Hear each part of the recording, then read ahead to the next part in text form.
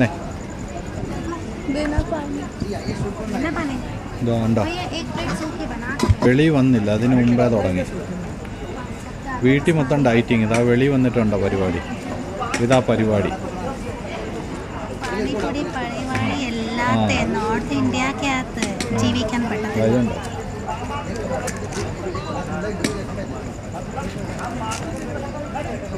ये बनाते हो खरीदते हो कहीं से? बनाते हो?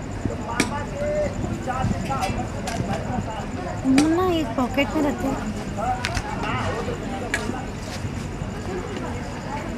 अच्छे से बना प्रयास में डालें। चले बेटा ये सूखी इसका बना। ഇതെന്താ ഉണക്കലോ? ഉണക്കൽ